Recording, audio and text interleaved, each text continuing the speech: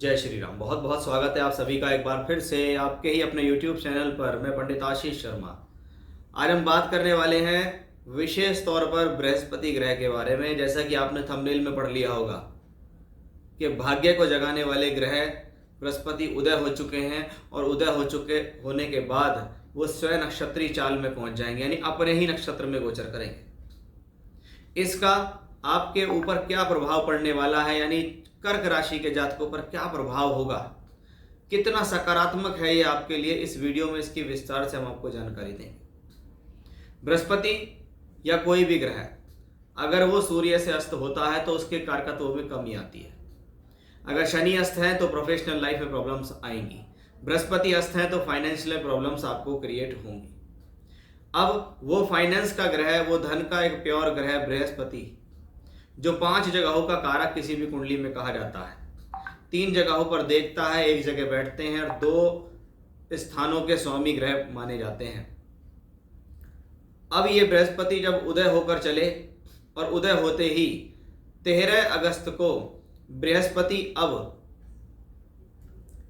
अपने स्वयं नक्षत्र यानी पुनर्वसु नक्षत्र में गोचर करने जा रहे हैं।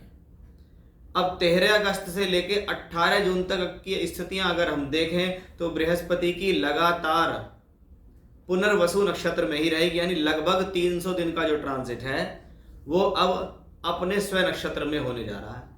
इन 300 दिनों के अंदर बृहस्पति राशि भी बदलेंगे, वक्री भी होंगे और वक्री होकर वापस उस राशि में भी आएंगे। तो उसकी विस्तार से जानकारी आज आपको इस वीडियो के माध्यम से दे रहा हूं, इसलिए वीडियो में बिल्कुल अंत तक बने रहिए जिससे कोई विशेष जानकारी आपसे ना छूट जाए। पहली बार वीडियो पर आए हैं, वीडियो पसंद आता है सब्सक्राइब कीजिए हमारे चैनल को, इससे हमारा भी हौसला बढ़ता है। साथ ही साथ आपको भी इन फ्यूचर अच्छी जानकारी मिल सकती है। कुंडली दिखाना चाहते हैं या कुंडली बनवाना चाहते हैं या वर्ग कुंडलियों के आधार पर अगर आपको अपने हॉरोस्कोप चेक करानी है तो स्क्रीन पर दिए गए नंबर पर व्हाट्सएप पर आप कॉन्टैक्ट कर सकते हैं। जैसा कि आप सभी जानते हैं कि बृहस्पति ग्रह ब्रह्मांड के अंदर अपनी दोनों राशियों से केंद्र में वर्तमान में गोचर कर रहे हैं, यानी एक राशि धनु है, एक राशि मीन है, उससे दोनों में केंद्र में चल रहे हैं। और देखा जाए तो आपकी राशि से बृहस्पति अगर 12वें घर में है तो वो 6ठे भाव को वापस देखते भी हैं। एक मोटा मोटी चीज समझ में आती है कि 6ठे का मालिक 12वें में जाता है तो विपरीत राजयोग होता है, और 9वें घर का स्वामी ग्रह 12वें घर से जाता है तो कहीं ना कहीं भाग्य को बाहर से जोड़ने का प्रयास करता है। यानी बृहस्पति का 12th हाउस में जाना एक इंडिकेशन है कि कुछ ना कुछ आपकी लाइफ के अंदर 12वें घर से जुड़ा हुआ दिखाई देता है। और 12वां घर ज्योतिष शास्त्र में टूर, ट्रैवलिंग, यात्रा, एक्सपोर्ट इंपोर्ट, विदेश जाना, वीजा लगना, विदेश में नौकरी, स्थान परिवर्तन, जॉब परिवर्तन, भाग्य बनाने के लिए घर से दूर जुड़ना, ये सब इस बृहस्पति की वजह से दिखता है, जो अपने साल भर के अंदर आपको इस तरफ कहीं ना कहीं मोड़ने की कोशिश करेगा। क्योंकि शनि के ढैया से मुक्त आप हो चुके हैं, शनि राशि से 9वें घर के अंदर चल रहे हैं, यानी बृहस्पति शनि का भी संबंध 9th हाउस से है, और 9th हाउस जो है बृहस्पति वो 12वें घर में बैठे हुए हैं। यानी कुछ ना कुछ तो अब आने वाले समय में ये चीजें दिखती हैं कि कुछ ट्रैवलिंग्स, कुछ दूर स्थान से जुड़ना, ये सब कुछ यहाँ दिखाई दे रहा है। अब गुरु उदय हुए तो गुरु के कारकत्व में वृद्धि, कारक में वृद्धि, यानी ये फाइनेंस रिलेटेड प्रॉब्लम्स को सॉल्व करने के लिए आया। 13 अगस्त को ये बृहस्पति जाते हैं पुनर्वसु नक्षत्र के अंदर। अब पुनर्वसु नक्षत्र क्या है कि बृहस्पति तो समझ में आते हैं, यहाँ के स्वामी होकर यहाँ बैठे हैं और इन स्थानों पर दृष्टि देते हैं, उदय हो चुके हैं, अस्त से उदय की तरफ चले गए। लेकिन पुनर्वसु नक्षत्र क्या? पुनर्वसु नक्षत्र को अगर देखा जाए तो जो व्यक्ति पुनर्वसु नक्षत्र में पैदा होता है उसे गुरु की दशा मिलती है। लेकिन हल नक्षत्र का भी अपना एक देवता होता है। इसके जो देवता है वो है देवी अदिति। कौन है ये? सूर्य देव की माता जी हैं। यानी जिस प्रकार का ओज, तेज सूर्य देव में मिलता है वो कहीं ना कहीं उनको अपनी माता से प्राप्त हुआ है। इसलिए पुनर्वसु नक्षत्र को कहा जाता है कि फिर से प्रकाशित होने वाला ग्रह, फिर से कुछ नया करने वाला ग्रह, फिर से कुछ नई शुरुआत देने वाला ग्रह पुनर्वसु नक्षत्र होता है। अब बृहस्पति ग्रह अगर पुनर्वसु नक्षत्र में जा रहे हैं तो इसका मतलब है फिर से बृहस्पति के अंदर प्रकाश उदय होने वाला है, और वो हम आपको बता भी रहे हैं कि यहाँ वे उदय हो चुके हैं। फिर से वो कुछ नई शुरुआत करने वाले हैं, फिर से आपको कुछ नई अपॉर्चुनिटी देने वाले हैं, फिर से आपके जीवन में कुछ नया और बेहतर करने में सक्षम है, क्योंकि इस बृहस्पति के अंदर अब ज्ञान तो है ही, क्योंकि ये बृहस्पति बुध की मिथुन राशि में है। बुध की मिथुन राशि में अंतिम 3 जो चरण होते हैं वो पुनर्वसु नक्षत्र के अंदर होते हैं।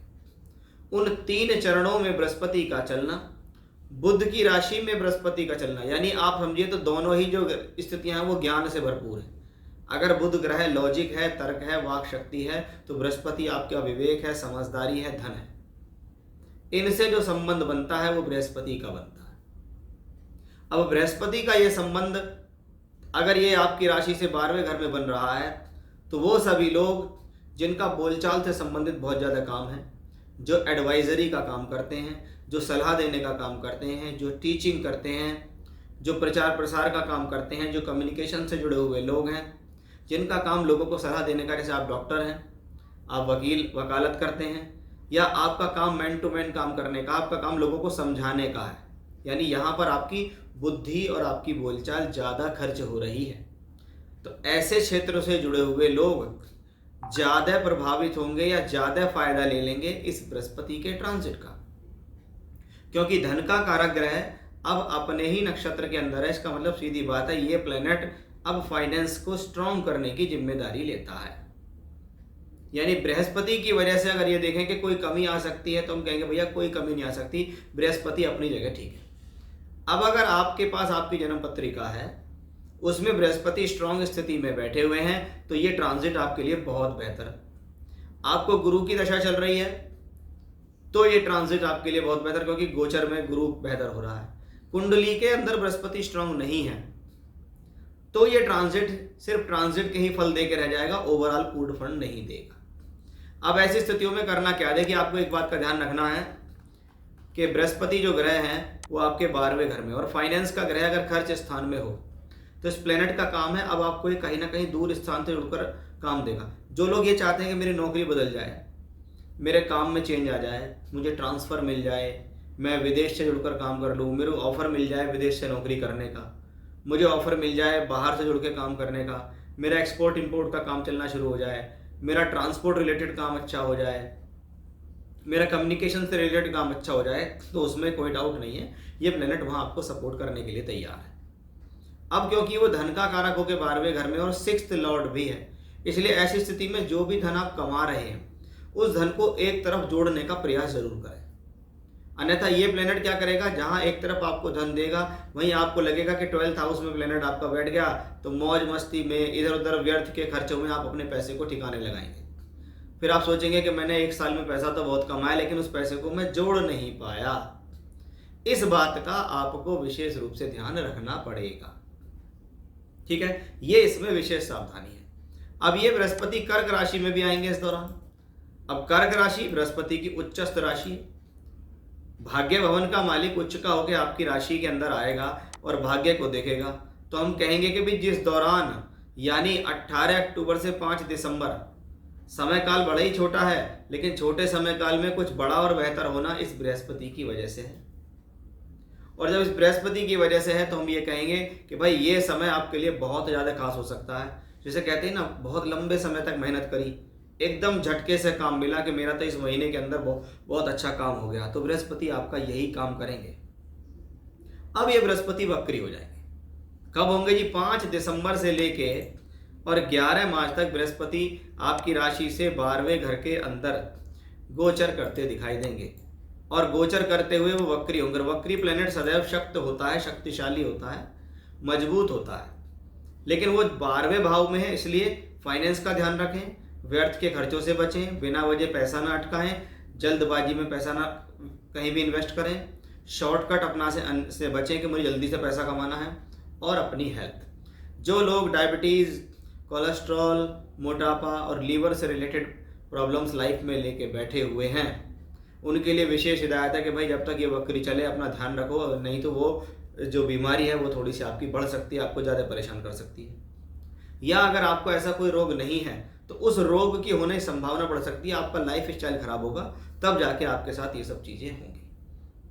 तो ये थी वो एक पूरी जानकारी कि आने वाला जो 300 दिन का समय है, क्योंकि बृहस्पति पहले शुरुआत में मिथुन राशि में 3 चरणों में रहेंगे, फिर वो कर्क में आ जाएंगे, वहाँ उनका चौथा चरण होगा, फिर वो वक्री होकर वापस मिथुन में पहुंच जाएंगे, फिर से वो यानी रेगुलर बृहस्पति का जो चरण है वो पुनर्वसु नक्षत्र में ही रहेंगे। तो ये था हमारा आज का विषय कि कर्क राशि के जातकों कैसा होने वाला है आने वाले 300 दिनों के अंदर, जब बृहस्पति देव लगभग आप ये समझिए 3 चरण तो निकाल रहे हैं मिथुन राशि में और 1 चरण निकाल रहे हैं कर्क राशि के अंदर, तो उसका क्या परिणाम आपको इन 300 दिन में मिल सकता है। जय श्री राम।